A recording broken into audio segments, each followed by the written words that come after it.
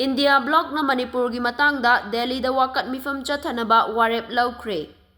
Manipur Pradesh Congress Committee MPCC gi President K. Megachandrana mayai tangbal lauduna India Bloc Manipur gi mifam ama Imphal gi Congress Bhavan da pangthokpaga loinana Parliament Session manungda New Delhi da WAKAT MIPHAM CHATTHANABA WAREP LOUKHRE. Makoi gi national leader sing dasu saruk yabinaba cherol sing thakre. Mifam asigi matangda India Bloc Manipur gi convener Khetri Mayum Santana wafam kaya thamladuna hai haukiba chahi ing lising ani kunhumdoi gi May 3 dagi Manipur da thokliba irang asigi manung channa imunai mutana bagi thokdok kaya gi matangda kupna khanaki. Tha 9 suba angang yauna angang 3 amadi nupi 3 kuki militant singna faraga tamthina hatkiba adugi matangdasu khanabaga loinana makoi gi mathakta action laukhatnabagi matangdasu khanaki.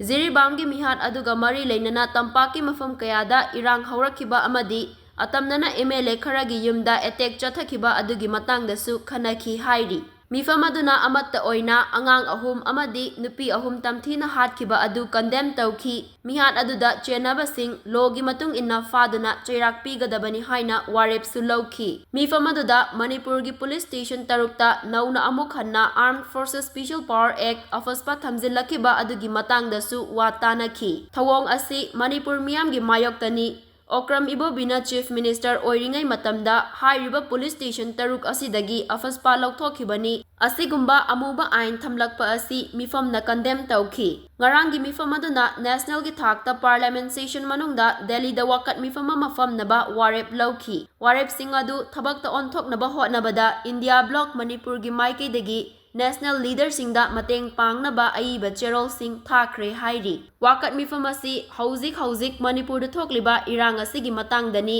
Mifam aduna Ziribamgi mihat amadi MLA kharada atamnana attack taukiba thawongbu condemn tawi chenaba sing fagatnaba inquiry taugadabani.